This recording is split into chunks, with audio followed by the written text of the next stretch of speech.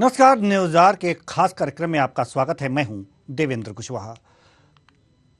मध्य प्रदेश में साल के अंत में विधानसभा चुनाव होना है। बूथ और मंडलम सेक्टर को मजबूत करने के लिए कांग्रेस पूरा जोर लगा रही है। नए साल में प्रदेश कांग्रेस कमेटी की पहली बैठक प्रदेश अध्यक्ष कमलनाथ के निवास पर हुई। बैठक में जिला प्रभारियों और सहप्रभारियों को बुलाया गया था, जिनसे जिले को लेकर रिपोर्ट मांगी गई।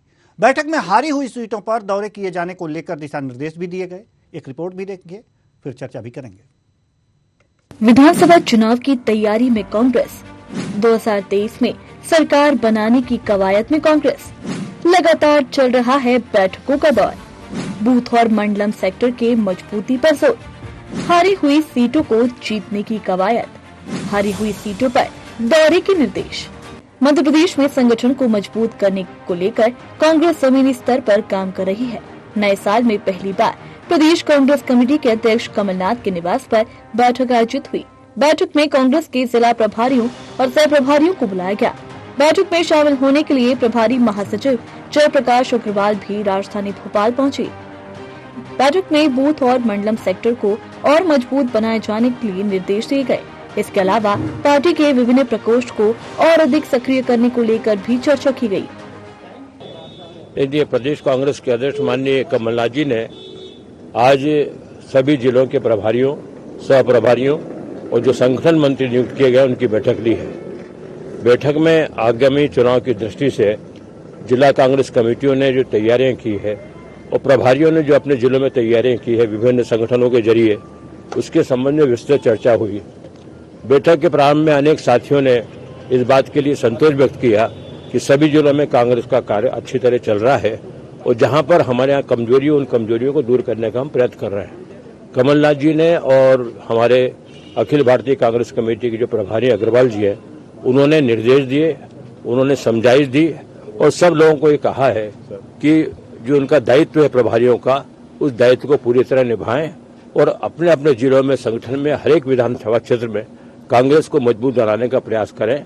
मैं मानता हूं कि आज की बैठक बहुत संतोषप्रद रही है और कमलनाथ जी ने जो निर्देश दिए हैं, उन सारे निर्देशों को हमारे जिला प्रभारी, सह प्रभारी और संगठन मंत्री मानेंगे। देखिए, निश्चित रूप से मध्य प्रदेश कांग्रेस कमेटी एक संगठन है और संगठन में सभी को महत्व देना और सभी को पद देने के लिए ये व्यवस्थाएं होती हैं। जो कांग्रेस के कार्यकर्ता अच्छा काम करते हैं, उन्हें कहीं ना कहीं किसी न किसी माध्यम से पद दिया जाए, समाज में जोड़ा जाए और वह अपने आम जनता में जाके कांग्रेस पार्टी सरकार बनाने में अपनी भूमिका निभा सके।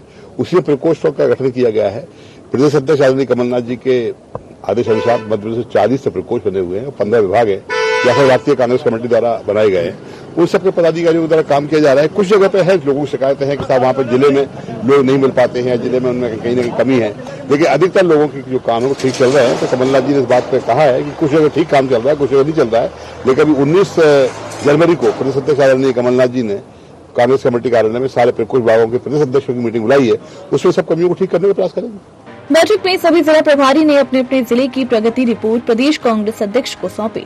इसके अलावा प्रदेश की हारी हुई विधानसभा सीटों पर प्रभारियों को ज्यादा से ज्यादा दौरे करने और संगठन को मजबूत बनाने पर भी चर्चा हुई। साथ ही साथ नाम काटने और जोड़ने को लेकर पूछे गए सवाल पर विधायक संजय शर्मा ने कहा कि यह एक सतत प्रक्रिया है, जो चलती है तो बराबर चलती रहती है। वो तो सतत काम चलता रहता है। मतलब सूची में नाम जुड़ने और घटने का कोई किसी प्रकार के जो 18 साल के हो जाते हैं उनके नाम जुड़ते हैं, जो मान लो कहीं एब्सेंट है, बाहर नाम जुड़े हैं, उनके अलग होते हैं। ये तो हमारी बूथ लेवल के जो हमारे कार्यकर्ता है वो लगातार मतलब सूची में काम करते रहते हैं। मध्य प्रदेश में इस बार कांग्रेस के लिए यह विधानसभा चुनाव आर या पार वाली लड़ाई है और जिस तरह से बीजेपी अपने संगठन को मजबूत बनाने में जुटी हुई है, उसी को लेकर अब कांग्रेस संगठन में जुटा हुआ है। बैठक का उद्देश्य जिला स्तर पर संगठन को सक्रिय करना है, जो अब नजर आ रहा है। Special desk news are.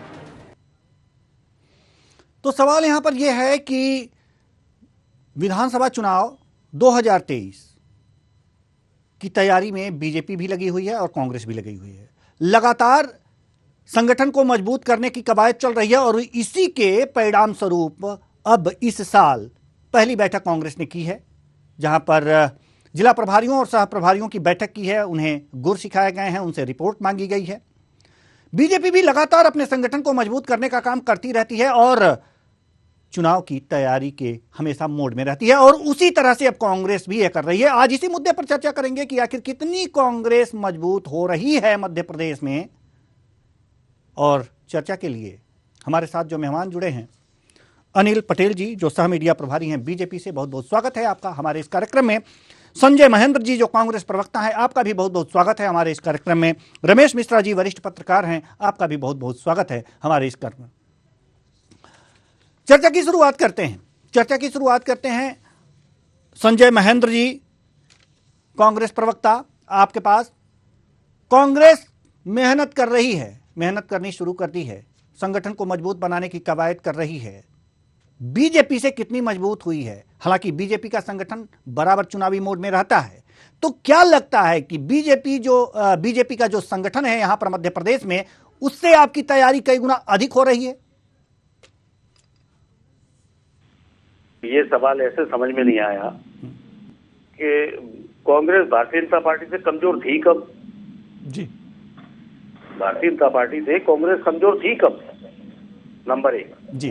Number 2, Bharatiya Janata party को बजाय अपना बूथ मजबूत करने के शिवराज सिंह चौहान जी को, अपनी पूरी टीम को यह निर्देश देना चाहिए कि प्रदेश कैसे मजबूत हो, युवाओं को रोजगार दे, उनको मजबूत किया जाए। किसान जो फसल सड़कों पे फेंक रहे हैं, टमाटर के दाम नहीं मिल रहे, उससे पहले लहसुन फेंकते हुए देखा है हमने। किसान को मजबूत करें, उचित दाम देके उनको खाद का प्रबंध कराएं, कर्जों को उनके माफ करें और महिला सुरक्षा के प्रति ध्यान दें। भारतीय जनता पार्टी ये सारे काम अगर करेगी तो ज्यादा बेहतर होगा। भाई, बूथ मजबूत करने का मतलब ये है कि इसका मतलब नहीं कि बूथ कमजोर है। भारतीय जनता पार्टी इतने लंबे समय से प्रदेश में कार्यरत है, राज किया है। कांग्रेस ने उनको हराया था अभी नहीं, तो कांग्रेस भी तो अपना बूथ मजबूत कर रही है, तो क्या ये माने कि कांग्रेस भी कमजोर थी? हाँ, मुझे पता था ये सवाल जरूर आएगा जी। देखिए, कांग्रेस जमीनी धरातल पर क्यों उतरी, मैं आपको बताता हूँ जी। भारतीय जनता पार्टी के सफेद झूठ, व्हाट्सएप यूनिवर्सिटी, फेसबुक यूनिवर्सिटी, इन सबसे पार पाने के लिए कांग्रेस को अपनी रणनीति बदलना पड़ी जी। तो बीजेपी को घबराहट होनी नहीं चाहिए, क्योंकि बीजेपी की नजर में तो कांग्रेस कोई मायने रखती नहीं है। अमित शाह जी ने कल ये बयान दिया है कि कांग्रेस इस देश से गायब हो चुकी है और कम्युनिस्ट पूरी दुनिया से समाप्त हो चुके हैं। तो मेरी ये समझ में नहीं आता कि हो क्या गया इन सबको। इनको राहुल गांधी की यात्रा में लाखों लोग चलते हुए नहीं दिख रहा। अभी मध्य प्रदेश से यात्रा गुजरी है, तो इनको मेरे ख्याल से भीड़ तब भी नहीं दिखी होगी। तो कांग्रेस तो पहले से मजबूत है, बस कांग्रेस पर्दाफाश कर रही है घर घर जाके भारतीय जनता पार्टी के कुत्सित उस प्रयास का, उस प्रचार का जो भारतीय जनता पार्टी 2014 से पूरे देश भर में कर रही है। ठीक है, अनिल पटेल जी जवाब दीजिए आप। देखिए देवेंद्र जी, हमारे मित्र ने जो कहा है कि ये ठीक हो रहा तो जी अनिल जी, इनका दल जो है हमेशा मजबूत रहा है, निश्चित तौर पे इतना मजबूत रहा है। इसका उदाहरण आपने गुजरात में अभी देखा ही है कि पहले एंटी इनकम्बेंसी होती थी, लेकिन अब तो एंटी इनकम्बेंसी जैसे शब्द भी इनके लिए गौड़ हो गए हैं। अब इनको जमानत बचाना मुश्किल हो जाता है। हिमाचल का चुनाव भी देखा है सर, हिमाचल का चुनाव भी देखा है। हिमाचल में कुछ चीजें रही होंगी, लेकिन अगर वोट परसेंटेज में देखेंगे तो बहुत ज्यादा कमी नहीं आई है, उसमें भी आप देख लें। इसके बाद भी ये कह रहे हैं कि हमें बूथ मजबूत करने की जरूरत नहीं है, तो शायद ये अपने ही नेतृत्व को नकार रहे हैं। इनका नेतृत्व तो बूथ मजबूत की ओर बढ़ रहा है, हाथ से हाथ जोड़ो अभियान की ओर बढ़ रहा है। निश्चित तौर से इन्होंने मंडलम बनाए हैं, इन्होंने बूथ अभियान लिया है। तो एक कांग्रेस ने भारतीय जनता पार्टी की नकल करने की यहाँ कोशिश की है, तो ठीक है, नकल करें, पर नकल में भी देखिए अकल लगाने की जरूरत पड़ती है। अब ये देखना होगा कि ये कितना अच्छा कर पाएंगे। भारतीय जनता पार्टी ने तो अपने बूथों को डिजिटलाइजेशन भी कर लिया है। हम मीडिया और सोशल मीडिया के माध्यम से जनता के पास अपने केंद्र सरकार की योजनाओं को और प्रदेश सरकार की योजनाओं को, चाहे वो सड़क का मुद्दा हो, बिजली का मुद्दा हो, या रोजगार का मुद्दा हो, या महिला सशक्तिकरण का मुद्दा हो, इन सब मुद्दों को लेकर के, चाहे जल का विषय हो, इन सभी विषयों को लेकर के जाने वाले हैं और बताने वाले हैं कि पहले कांग्रेस की सरकारों ने क्या किया था और हमने क्या किया है। मैं आपको बता देना चाहता हूं कि मध्य प्रदेश वही राज्य है यहाँ जहां सड़कें नहीं होती थी, बिजली नहीं होती थी, तो आज आप देख लीजिए सड़क, बिजली और पानी का मुद्दा अगर किसी ने खत्म करने का काम किया है तो भारतीय जनता पार्टी की सरकार ने किया है। और अगले ये जब जाएंगे चुनाव में तो इनके पास ये मुद्दे नहीं होंगे। अब ये कोई दूसरे मुद्दे इनके पास बचे नहीं है।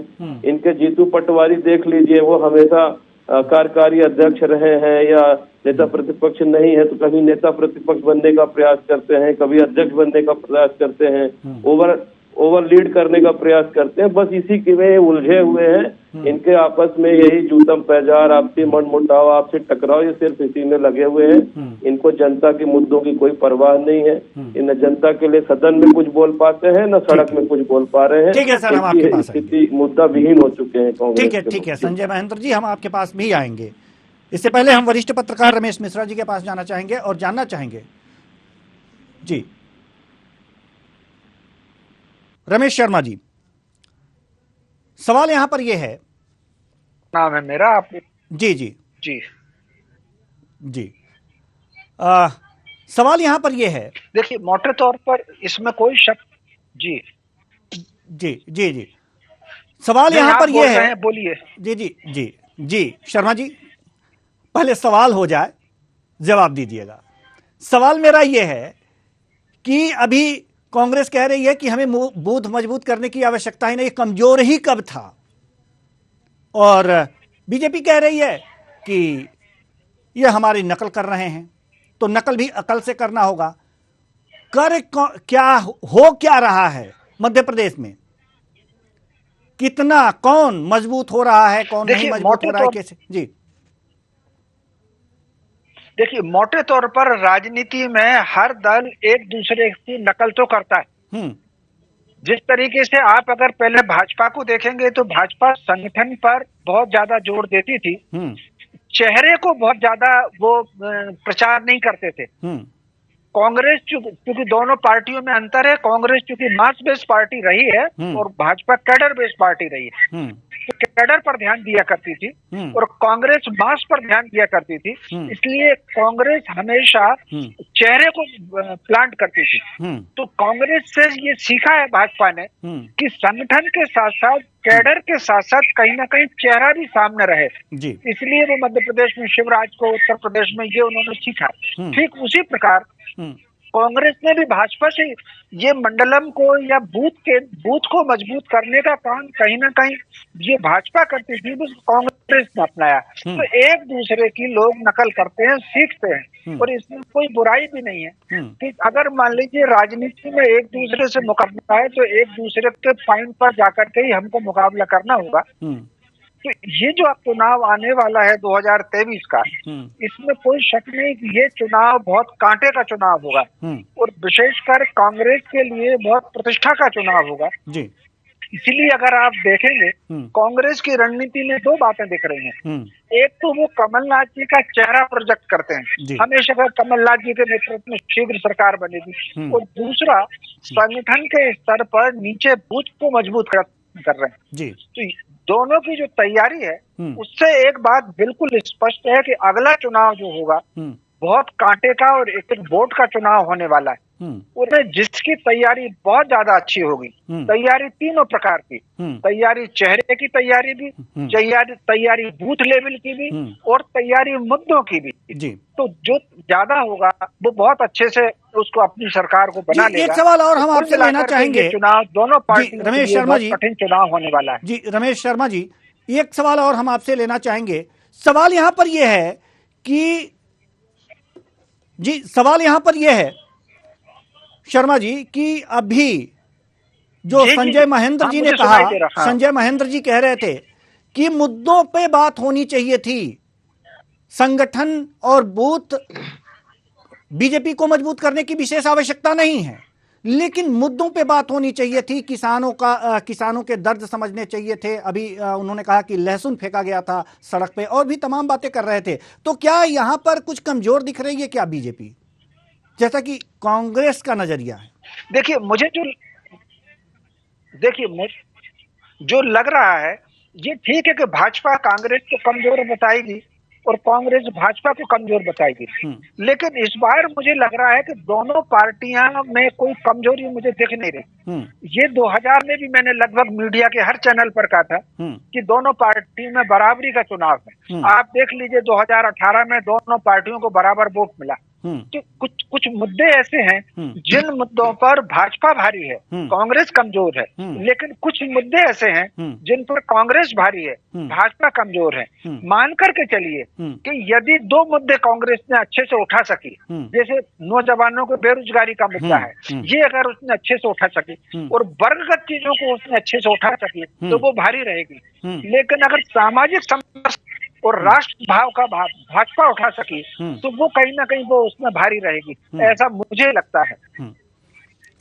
जी अनिल पटेल जी, हम आपके पास आना चाहेंगे। मुद्दों की अगर जो बात की जाए तो बेरोजगारी तो मुद्दा है ही, संगठन मजबूत करना तो अलग बात है, ठीक है, लोग प्रचार करेंगे, आपके संगठन के कार्यकर्ता दिन रात एक कर देंगे, यह भी सही बात है। लेकिन जब मुद्दों की बात आएगी, बेरोजगारी की बात आएगी, उस पे क्या कहेंगे आप? देश में आजादी के बाद से जितने स्टार्टअप भारत देश में हुए हैं उतना आजादी के बाद मध्य प्रदेश की बात कीजिए सर। नहीं हुआ। और मध्य प्रदेश में भी जितने स्टार्टअप हुए हैं वो कभी नहीं हुआ है। 25 लाख लोगों ने MSME के माध्यम से रोजगार सृजित किए हैं और इससे कहीं ज्यादा लोगों को रोजगार मिले हैं। सिर्फ सरकारी सेक्टर में ही रोजगार मिलेंगे इसकी संभावना नहीं होती है। कोई भी देश उठा के आप देख लीजिए 5 से 6% रोजगार ही सरकारी के माध्यम से मिलते हैं। बाकी सेक्टर में आपको चाहे वो अन्य उद्योग के माध्यम से हो, चाहे इन्वेस्टमेंट करके हो, चाहे MSME हो, चाहे स्टार्टअप हो, चाहे मेक इन इंडिया हो, ऐसी ही योजनाओं के माध्यम से हमें देश को आगे बढ़ाना होगा और प्रदेश को भी आगे बढ़ाना होगा। तो मैंने आपको बताया है कि MSME के माध्यम से पिछले 4 साल में जितने रोजगार सृजित किए गए उतने कभी देवेंद्र जी सृजित नहीं हुए हैं। बाकी रोजगार अभी भी हो रहे हैं। 2.5 लाख रोजगार प्रति महीने शिवराज जी ने ऐसे अवसर दिए हैं युवाओं को कि 2.5 लाख रोजगार उनको मिले, ऐसा अवसर रोजगार के माध्यम से मिल रहा है। दूसरी बात आपने किसानों के लिए कही है, तो किसानों के जो समर्थन मूल्य है, तो समर्थन मूल्य देने का काम मध्य प्रदेश की सरकार ने पहली बार किया है। और सिंचाई का रकबा भी आप देखिए 6 लाख हेक्टेयर तक पहुंच गया है। बिजली भी 24 घंटे मिल रही है। सड़कों की स्थिति भी बहुत अच्छी है, चाहे प्रधानमंत्री सड़क योजना हो, चाहे स्टेट की योजनाएं के द्वारा सड़क का निर्माण किया जा रहा हो, चाहे पंचायतों की योजनाओं के द्वारा किया जा रहा हो, तो ये सब किसानों के लिए ही की जा रही है देवेंद्र जी। ठीक है। तो चाहे किसी मुद्दे पे बात करेंगे, हर मुद्दे में भारतीय जनता पार्टी इनसे आगे निकलेगी। संजय जी, क्या है कि टीवी पर बैठकर भारतीय जनता पार्टी के प्रवक्ता चाहे जितने लंबे चौड़े दावे कर लें, जमीनी हकीकत बिल्कुल इससे उल्टी है। पटेल जी, मैं आपको बताता हूँ, आप गांव में जाइए, बिजली के पते नहीं है, सड़कों के पते नहीं है, गड्ढे हैं। आप अब मुझे बोलने का पूरा मौका दीजिएगा, मैं आपके बीच में नहीं बोला, मैंने धीरे से सुना था, धैर्य से आप मुझे सुनिए, फिर उसके बाद जवाब दीजिएगा। इसके अलावा प्रदेश की जनता के सामने चुनाव में आप जाएंगे किस वजह से, ये तो बता दीजिए। 1100 रुपए के सिलेंडर को लेके युवाओं को रोजगार देने की आप बात कर रहे हैं, पकौड़े तलने का रोजगार देंगे आप युवाओं को। आपके तो राष्ट्रीय नेता यहाँ तक कहते हैं कि भीख मांगना भी रोजगार है। आपके तो लोग यहाँ भी कहते हैं कि किसानों का कर्ज माफ करने के लिए कहा था। मैं बता रहा हूँ ना, मैंने कहा ना, मैं आपको सब बता रहा हूँ। किसानों का कर्जा कमलनाथ जी ने माफ किया, गौशालाएं खुलवाई, युवाओं को रोजगार की स्कीम बनाई, लेकिन आप सरकार चलने देते खरीद करो, उसके आगे तब ना। पहली बात इसलिए मैं जो कह रहा हूँ उसको ध्यान से समझ लीजिए। तो क्या कमलनाथ जी के चेहरे पे चुनाव लड़े थे? देखिए, ये तरीका पटेल जी ठीक नहीं है, ये तरीका पटेल जी ठीक नहीं है। मैंने आपको बहुत धैर्य से सुना है। बोलिए, 2 मिनट का समय दीजिए। बोलिए। कांग्रेस चुनाव लड़ रही है एक चेहरे पे कमलनाथ जी के। आपके यहाँ तो यही समझ में नहीं आ रहा कि आप चुनाव में लोगों के बीच में जाएंगे तो गुट किसके होंगे? ज्योतिरादित्य सिंधिया जी के गुट होंगे, शिवराज सिंह चौहान जी के गुट होंगे, नरेंद्र सिंह तोमर जी के गुट होंगे, गृह मंत्री नरोत्तम मिश्रा जी के गुट होंगे। आप बात को आप देखिए, ग्वालियर मेले की तारीखों पे जो आपस में एक दूसरे की काट कर रहे हैं, कभी कोई घोषणा कर रहा है, कभी कोई उसको पलट रहा है। आप क्या जनता के इसकी बात करते हैं? आप भारतीय जनता पार्टी 24 घंटे केवल चुनाव जीतने की तिकड़म में रहती है। उसे ना जनता की बेरोजगारी से मतलब है, उसे ना बढ़ती हुई महंगाई से मतलब है, उसे ना भ्रष्टाचार से मतलब है।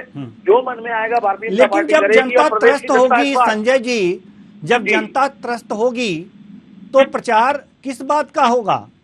तो मैं वही तो सवाल कर रहा हूँ भारतीय जनता पार्टी के प्रवक्ता से कि आप किस आधार पर जाएंगे जनता के बीच में 2023 के चुनाव में? जनता आपसे पलट के पूछेगी नहीं कहाँ है रोजगार? जनता आपसे पलट के पूछेगी नहीं कि 1100 के सिलेंडर की क्या स्थिति है? किसान आपसे पलट के पूछेगा नहीं कि कमलनाथ जी की सरकार में तो कर्जा ही माफ हुआ, तो आपने तो गले तक कर्जे में ला दिया, बैंकों के नोटिस आ रहे हैं कुर्की के लिए, नीलामी के लिए, चक्रवर्ती ब्याज लग रहा है किसानों के ऊपर। आप पता नहीं कौन सी दुनिया में रहते हैं जिसका आपने 2 लाख का कर्जा माफ किया हो संजय जी, एक किसान का नाम बता दीजिए 2 लाख का कर्जा माफ किया हुआ। पूरी लिस्ट बहेगी, आपको प्रोवाइड करा दी जाएगी। अरे हम आपको पूरी लिस्ट प्रोवाइड करेंगे, भिजवा देंगे, कोई टेंशन नहीं है। लेकिन रोजगारी भत्ता कितने लोगों को दिया आपने वादा किया था? चैनलों पे बहस हो रही थी, अभी मैं एक नेशनल चैनल का नाम नहीं लूंगा क्योंकि दूसरे चैनल पे बैठा हूँ।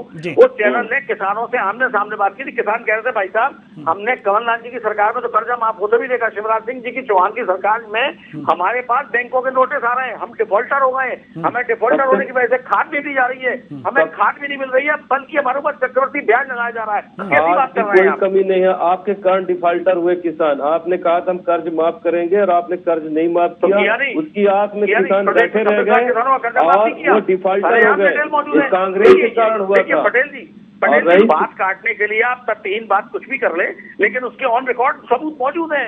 आप झूठा सबूत देते हैं सरकार। आपके जीतू पटवारी जी ने तो झूठे झूठे कागज लहराए, ऐसे सब झूठे सबूत, उसमें लिखा कुछ और है, पता कुछ और है। झूठे कागज की बात करते हैं।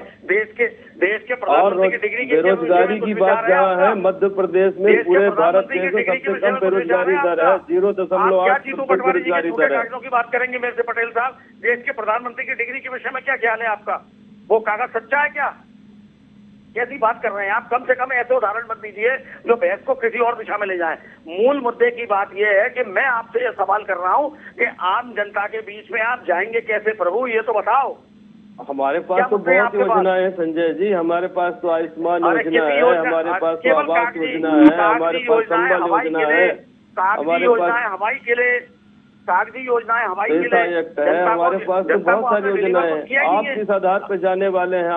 आपने जो 15 महीने में कमलनाथ जी ने सब गड़बड़ झाला किया है, उसका जवाब आपसे पूछने वाली है। आपके राहुल गांधी कहते गए थे कि 10 दिन में कर्ज माफ करेंगे, ये सब पूछने वाली है जनता आपसे। आप क्या जवाब देंगे? आप बताइए, हम देंगे ना बताइए क्या जवाब देंगे आप? हम जनता को जवाब देंगे, हम आपको बताएंगे कि हमने 24 घंटे बिजली दी है। जवाब देंगे और ठीक है सर, संतुष्ट होगी। ठीक है सर, ये तैयारियां हैं 2023 विधानसभा चुनाव की और दोनों पार्टियां खूब तैयारी कर रही हैं। वाक युद्ध भी ऐसा ही हो रहा है और जनता के बीच भी ऐसा भी हमको लग रहा है कि ऐसी ही बातें जा करके होती होंगी। जनता बहुत समझदार है। ठीक है, हमारे साथ वरिष्ठ पत्रकार हैं रमेश मिश्रा जी, माफ कीजिएगा रमेश शर्मा जी। शर्मा जी, सवाल यहां पर यह है कि दोनों पार्टियां कह दावे कर रही हैं कि हमने ये किया। 15 महीने की सरकार में कांग्रेस ने बहुत कुछ किया, किसानों के लिए कर्ज माफ किया और तमाम तरह के वादे कर रही है, तमाम तरह की बातें कर रही है कि हमने ये काम किया। और बीजेपी कह रही है कि हमने भी बहुत सारे काम किए हैं। तुलना तो जनता करेगी, लेकिन वास्तव में अगर जो बीजेपी बार बार ये कहती है कि कर्ज माफी नहीं किया कांग्रेस ने 15 महीने में, जबकि कांग्रेस ये बार बार कहती है कि नहीं हमने कर्ज माफी किया है, और आज भी यही बात हो रही थी। सही क्या है रमेश शर्मा जी? देखिए, मोटे तौर पर एक बात समझ लीजिए, ये राजनीतिक दलों का ये स्वभाव है कि सारा काम हमने किया और दूसरे किसी ने नहीं किया। तो दोनों राजनीतिक दल ये कह रहे हैं। जहां तक कर्ज माफी का सवाल है, तो वो कांग्रेस भी जो बात कहती है आधा सच कहती है और भाजपा भी जो कहती है वो आधा सच कहती है जी। लगभग 1 लाख रुपए तक के कर्ज माफ हुए हैं, ये विधानसभा में जवाब आ चुका है। 25-26 लाख किसानों के कर्ज माफ हुए, लेकिन 2 लाख का वादा चूंकि 2 लाख का किया था, तो वो 2 लाख का कर्ज किसी एक भी किसान का माफ नहीं हुआ। मोटे तौर पर जब कांग्रेस ने घोषणा की थी कर्ज माफी की, तब उन्होंने कोई लिमिट नहीं लगाई थी कि 2 लाख का। उन्होंने कहा था किसान के कर्जे माफ होंगे। लेकिन और इसमें कोई शक नहीं कि शपथ लेने के बाद कमलनाथ जी ने सबसे पहला निर्णय कर्ज माफी का लिया, लेकिन उन्होंने 2 लाख की शर्त लगाई। और 2 लाख की शर्त लगाने में भी उसमें बहुत सारी जलेबियां बनाई कि पहले 50,000 का होगा, फिर 1 लाख का होगा, फिर ऐसा करके। तो कुल मिलाकर के 2 लाख के जिनके ऊपर कर्ज था वो सारे के सारे किसान ओवरड्यू हो गए। अब उसमें भाजपा कांग्रेस दे रही है और कांग्रेस भाजपा को दोष दे रही है। इसमें नहीं कि दोनों के आरोप प्रत्यारोप में 2 लाख के कर्ज वाला किसान पिस गया है, 1 लाख तक के किसान वाले का कर्ज माफ हुआ है, आ चुका है विधानसभा में उत्तर। कुल मिलाकर के इस तथ्य को भी समझ लेना चाहिए। जी, तो जनता सब समझती है। बहुत बहुत धन्यवाद तीनों मेहमानों का। आप तीनों मेहमान आए और अपने अपने विचार साझा किए। कुल मिलाकर जनता सब समझती है क्या सही है क्या गलत है, किसका कितना माफ हुआ और किसको कितना फायदा हुआ, किस सरकार ने किसको फायदा पहुंचाया और किस सरकार ने किसको नुकसान पहुंचाया। जनता से ज्यादा कोई नहीं जानता। इसलिए तैयारी कुछ भी हो जाए, वोट काम पर ही पड़ेगा। और जब काम पे वोट पड़ेगा तो जो पार्टी ज्यादा काम की होगी जनता के लिए वो सरकार जरूर बनाएगी। फिलहाल इस कार्यक्रम में इतना ही। मुझे दीजिए इजाजत। नमस्कार।